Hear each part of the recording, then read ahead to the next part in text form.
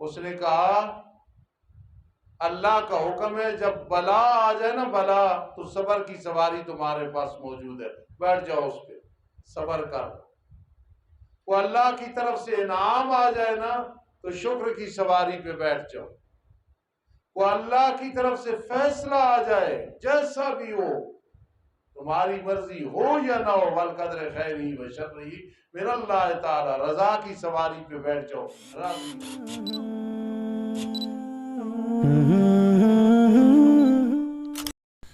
Al-Faruqi media, only Islamic relations. الحمدللہ رب العالمین الرحمن الرحیم مالک یوم الدین، ایاک نعبد و ایاک نستعین، صدق اللہ العظیم۔ اس دن بات شروع ہوئی تھی کہ ہر صورت میں 5 چیزوں کا جاننا اور سمجھنا ضروری ہے۔ پہلے یہ کہ مقصد صورت، دعوی صورت، دوسرا توضیح صورت، صورت کی تقسیم، تیسرا مستانی صاحب امتیاز، اور چوتھا ربط بما قبلہا۔ 5ویں چیز کیا تھی؟ مشکلات القرآن، یعنی اس صورت کے جو مشکلات ہیں ان کو بیان کرنا۔ تو ہم کہاں تک پہنچے تھے؟ بولو، کہاں تک پہنچے تھے؟ نہیں، کون سی چیز بیان کر رہے تھے؟ مقصد اور دعویٰ ہو گیا تھا، توضیح بھی ہو گئی تھی، امتیاز بھی، ربط بما قبلہا بھی، مشکلات القرآن ہم بیان کر رہے تھے۔ اب سمجھنا، یہی بیان کر رہے تھے نا؟ اب سمجھنا، اہدنا الصراط المستقیم، بہت اہم بات ہے۔ انشاءاللہ اس سے اگلا سبق امید ہے سورہ بقرہ شروع ہو جائے گی انشاءاللہ۔ اہدنا الصراط المستقیم، اہد یہ ہدایت سے ہے۔ ہدایت کا لغت میں معنی ہوتا ہے انابت، رجوع کرنا، اور اصطلاح میں اس کے 4 درجے ہیں۔ پہلے انابت، برتن سیدھا، پھر ہدایت، پھر استقامت پکا، ان الذین قالوا ربنا اللہ، پھر ربط القلب وربطنا علی قلوبہم۔ بار بار ہم نماز میں اہدنا الصراط المستقیم کیوں کہتے ہیں؟ تاکہ ربط القلب نصیب ہو جائے، استقامت نصیب ہو جائے۔ اتنی اہم چیز ہے کہ بار بار ہم مانگتے ہیں اہدنا الصراط المستقیم، اہدنا الصراط المستقیم، اہدنا الصراط المستقیم۔ یہ چیز ہے، یہ نیت ہونی چاہیے، کوئی نہیں کہ ویسے اہدنا الصراط المستقیم مانگ رہے ہیں۔ اس لیے جو ہے اس کے مقابلے میں ہے گمراہی، ضلال، اس کا معنی گم پانا، اور اصطلاح میں 4 درجے ہیں۔ آدمی شک کرتا ہے نا، شک اللہ کی توحید کے بارے، آخرت کے بارے، گمراہ ہو گئی، گمراہ ہو گئی۔ گمراہی کے بعد پھر جھگڑا شروع کر دیتا ہے، مجادلہ شروع کر دیتا ہے دین کے معاملے میں، پھر مہر جباریت لگ جاتی ہے۔ ختم اللہ علی قلوبہم وعلی سمعہم وعلی ابصارہم غشاوہ۔ تو پہلے اس بات کو لے کے چلے، چونکہ مشکلات صورت بیان ہو رہے ہیں۔ الصراط المستقیم، صراط میں تخلیہ ہے اور مستقیم میں تہلیہ ہے۔ تہلیہ کہتے ہیں کہ جس میں شرک نہیں، کفر نہیں، اور تہلیہ کہتے ہیں کہ اس میں توحید ہے، اقرار ہے، پختگی ہے، سیدھا راستہ ہے، ایسی پگڈنڈی ہے کہ منزل تک پہنچانے والی۔ تو میں کہا کرتا ہوں یہ جو دیوار ہے نا، دیوار اس میں تخلیہ ہے، کوئی شرک ہے، کفر ہے؟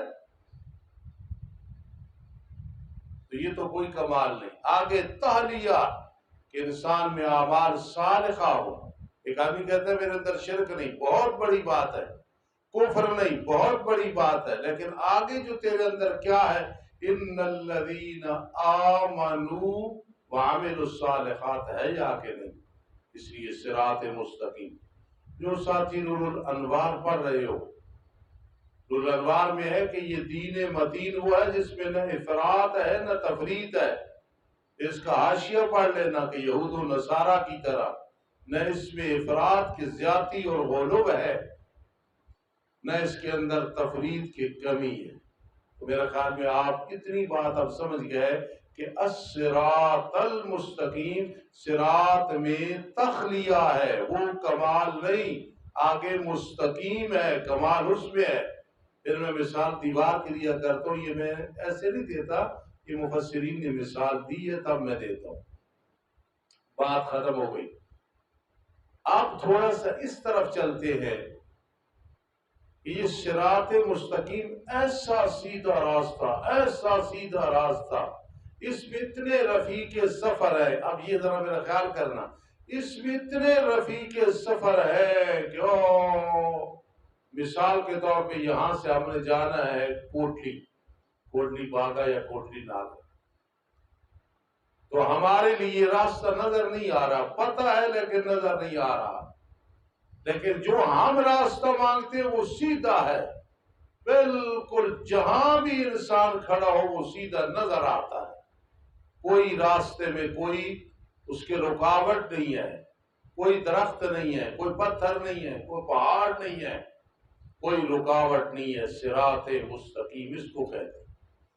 یہاں سے جانا ہے احمد اور قاری اسماعیل صاحب نے کوٹلی، تو راستے میں کوئی درخت نہ ہو، نظر بھی ٹھیک ہو، یہاں سے دیکھو تو کوٹلی نظر آئے، لدے والے جانا ہے لدے والا نظر آئے، یہ ہے صراط مستقیم۔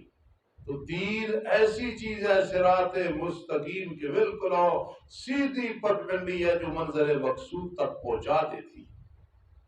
سمجھ رہے ہو؟ سبق ذرا اہم ہے، خیال کر۔ اب مولانا یہاں میں ایک حضرت صدیق اکبر رضی اللہ تعالی عنہ کا ایک قول سنانے لگا۔ حضرت فرماتے تھے اندھیرے 5 ہیں اور اجالے اور روشنی کے سبب بھی 5 ہیں۔ اگر یاد کرو گے تو انشاءاللہ بڑا مزہ آئے گا اور یہ لکھنے میں۔ حب الدنیا ظلمت والسراج له التقوی، دنیا کی محبت یہ اندھیرا ہے، جس دل میں آ گئی دنیا کی محبت یہ اندھیرا ہے، اور اس کا جو چراغ ہے نا وہ تقوی ہے۔ انسان کے اندر تقوی آ جائے، پرہیزگاری آ جائے، بس یہ چراغ ہے اس اندھیرے کے لیے۔ والذنب ظلمت، گناہ کی زندگی اندھیرا ہی اندھیرا ہے، اس کے لیے جو چراغ ہے نا وہ توبہ ہے، توبہ و استغفار ہے۔ اور تیسرے نمبر پہ توجہ کرنا، تیسرے نمبر پہ القبر ظلمت والسراج لہا قول لا الہ الا اللہ، قبر کی زندگی اندھیرا ہی اندھیرا ہے، اس میں چراغ ہے تو لا الہ الا اللہ ہے۔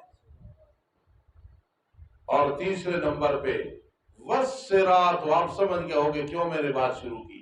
الصراط، وہ جو پل صراط ہے نا وہ اندھیرا ہی اندھیرا ہے، اس پہ اگر چراغ چاہیے تو منیب الرحمن الیقین الکامل، اور یقین کامل ہونا چاہیے اللہ پہ، اللہ سے سب کچھ ہونے کا یقین اور مخلوق سے کچھ نہ ہونے کا یقین، یہ الیقین الکامل، یقین کامل آ جائے تو یہ پل صراط سے انسان اجالے میں نکل جائے گا۔ سبحان اللہ، سبحان۔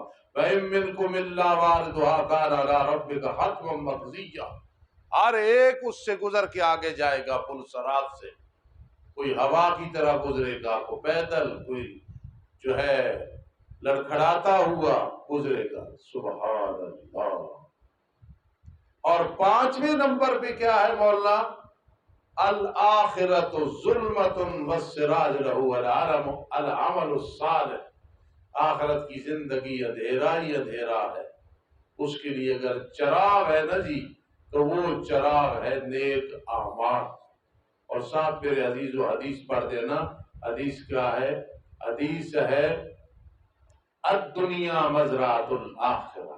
دنیا آخرت کی کھیتی ہے. میرے استاد جی جن کی طرز پہ زندگی میں میں نے پوری زندگی قرآن مقدس پڑھایا ہے، یہ وہ حدیث زیادہ بیان کرتے ہیں الدنیا مزرعۃ الآخرہ. سادوں کا انداز بھی یہ ہوتا ہے دنیا مزرعۃ الآخرہ. دنیا آخرت کی کھیتی ہے. زمینداروں سے پوچھو کتنی محنت کرتے ہیں کھیتی پہ، کاش کرنے پہ، گوڈی کرنے پہ، پانی دینے پہ، کھاد دینے پہ، نظر رکھنے میں، ہے نا؟ تو اس لیے الدنیا مزرعۃ الآخرہ. دنیا جو ہے یہ آخرت کی کھیتی ہے. مشکلات القرآن بیان ہو رہے. اب میں ایک بات کرنے لگوں ہے بڑی گہری. شاہ عبد العزیز رحمہ اللہ نے تفسیر عزیزی میں لکھی ہے، لیکن ہر آدمی کو سمجھ نہیں آتی. اب سمجھنا کہ نماز کے اندر جو رکن ہے وہ 7 ہے. تکبیر تحریم ہے، قیام ہے، قرات ہے، رکوع ہے، سجدہ ہے، قعدہ اخیرہ ہے، اور جو ہے اپنی بسرعہ اپنے اختیار سے باہر آنا ہے.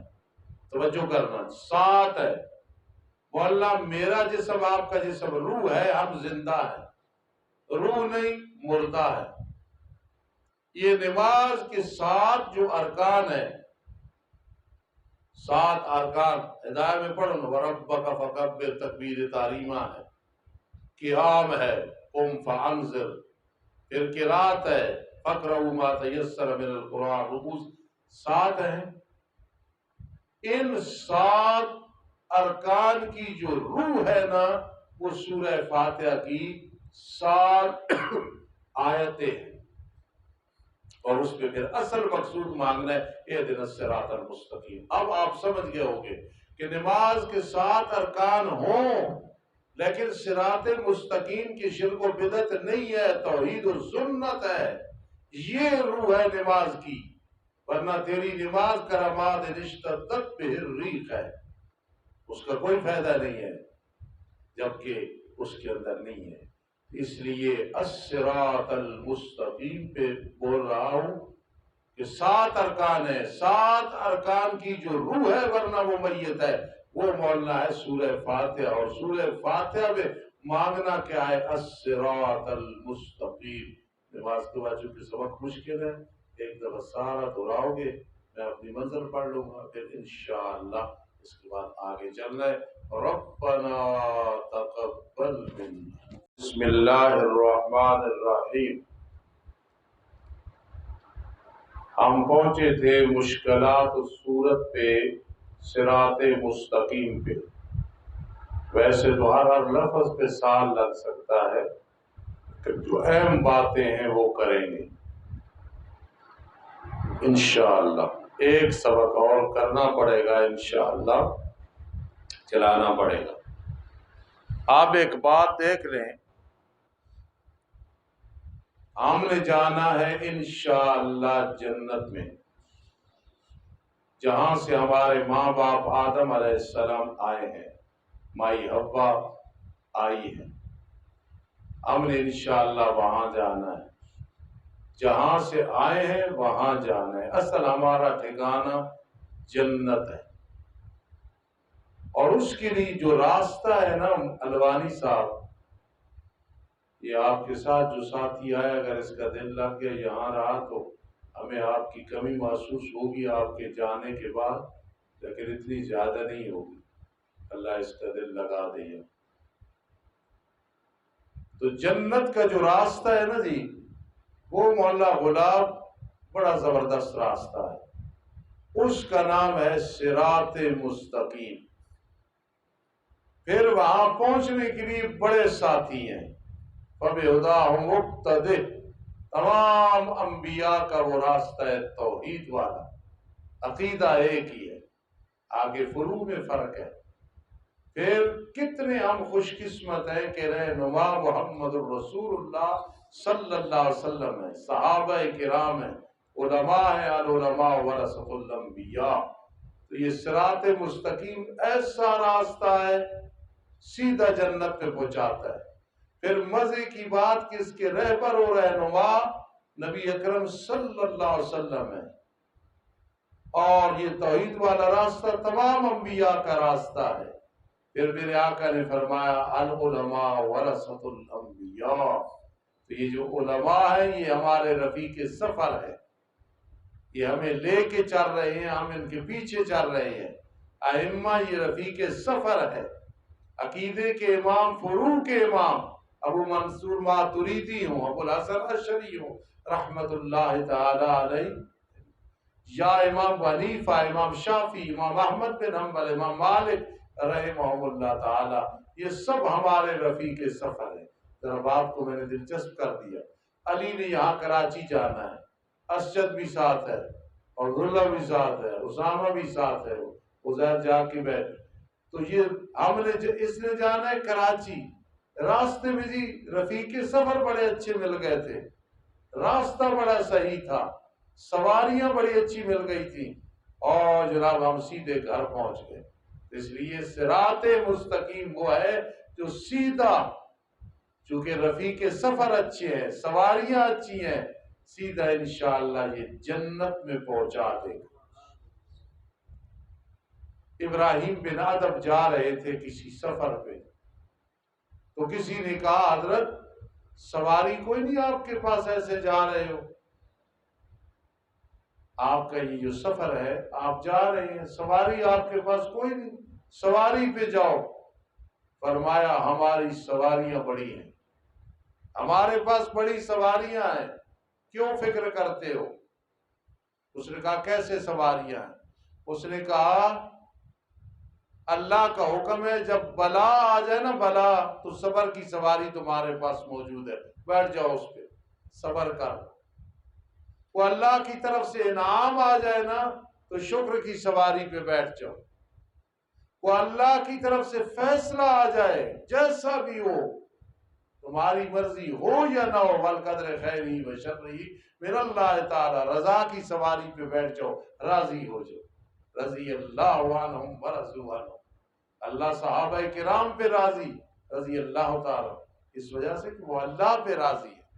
اور اگر نفسانی خواہشات مجبور کریں گناہ پہ، تو زہد و تقوی کی سواری پہ تم بیٹھ جاؤ جی۔ اور اگر شیطان تنگ کرے تو فرما پھر یاد رکھنا پھر ذکر و اذکار شروع کر دینا۔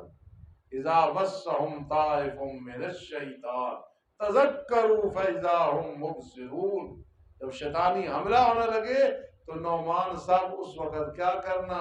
اللہ کا ذکر شروع کر دینا۔ انسان کے جسم کے ساتھ، دل کے ساتھ چمٹ جاتا ہے شیطان، آدمی ذکر کرتا ہے تو وہ ہٹنا شروع ہو جاتا ہے، حتیٰ کہ صاف ہو جاتا ہے۔ تو ابھی میں نے بات شروع کی، صراط مستقیم وہ راستہ ہے جو سیدھا جنت پہ پہنچاتا ہے۔ اس میں سواریاں بھی ہیں، اس میں ہم سفر بھی ہیں، رہبر و رہنما بھی ہیں، اور پھر راستے میں کوتا نہیں کہتا استاد جی رہا ہے روڑے شوڑے بھی ہونے ساڑھے علاقے جاؤ، میں کہنا ہمارے علاقے میں جاؤ تو راستے میں روڑے ہیں، اور شفیق کے علاقے میں جاؤ تو راستے میں پتھر ہی پتھر ہے، تو وہ پتھر ہے غیر المغضوب علیہم ولا الضالین، وہ رفیق سفر ہے، انعمت علیہم، وہ روڑے پتھر ہے، غیر المغضوب علیہم ولا الضالین، ان کو کراس کر کے آگے جانا۔ پھر ابراہیم بن ادم رحمہ اللہ تعالی سفر پہ جا رہے تھے، کسی نے کہا آپ کے پاس کوئی سواری نہیں، کیسے جا رہے ہو؟ پر بعض سواریاں ہیں نا، بلا آ جائے تو صبر سواری ہے، نعمت آ جائے، انعام آ جائے تو شکر ہے، قضا آ جائے تو رضا سواری ہے، نفسانی خواہشات آ جائے تو زہد و تقوی ہے۔ اور اگر شیطان کا حملہ ہو جائے، اذا مسهم طائف من الشیطان تذکروا فاذا هم مبصرون، تو اگر شیطان کے حملے آ جائیں پھر ذکر و اذکار ہے۔ تو آج ہم شروع ہی تھے کہ ہر صورت کی مشکلات ہیں، اہدنا الصراط المستقیم پہ چلے، غیر المغضوب علیہم ولا الضالین کو بھی بیان کر دیا، یہ روڑے ہیں، یہ کانٹے وغیرہ ہیں۔ پھر تخلیہ تعلیہ بیان کیا، اس کے بعد وہ میں نے آپ کو بات سمجھائی ہے صدیق اکبر رضی اللہ تعالیٰ عنہ والی، پھر یہ صراط مستقیم ہے، سیدھا راستہ ہے، پھر یہ سواریاں ہیں۔ میرا خیال میں آپ راضی ہیں کہ ایک سبق اور ہو جائے اس پہ، پھر انشاءاللہ اس سے فارغ ہو جائیں گے۔ الحمدللہ رب العالمین والعاقبۃ للمتقین والصلاة والسلام علی رسول محمد وآلہ وصحبہ اجمعین۔ آپ کی روحانی ماں، آپ کی باجی، ان کی تھوڑی طبیعت خراب ہے، ان کے لیے دعا کریں، اللہ انہیں صحت کاملہ عاجلہ عطا فرمائے، اللہ انہیں اور جتنے بیمار ہیں سب کو صحت عطا فرمائے، اللہ سب بیماروں کو صحت عطا فرمائے، اللہ ہماری جتنی بیماریاں ہیں روحانی جسمانی سب کا حل تیرے پاس ہے۔ وَإِذَا مَرِضْتُ فَهُوَ يَشْفِينِ وَإِذَا مَرِضْتُ فَهُوَ يَشْفِينِ۔ اللہ ہماری دنیا و آخرت بھلی فرما دے۔ اللہم انا نسألک العفو والعافیۃ فی الدین والدنیا والآخرہ۔ اللہم احفظنا، اللہم احفظنا، اللہ قرآن و حدیث کی خدمت سے، فنون کی خدمت سے پوری زندگی محروم نہ کرنا۔ اللہ زندگی ان طلباء میں گزرے، جس دن موت آئے تو اے اللہ ان کے قدموں میں آئے، ان کی رفاقت میں موت آئے، پھر جنت میں بھی ان کی رفاقت نصیب ہو۔ آمین یا رب العالمین برحمتک یا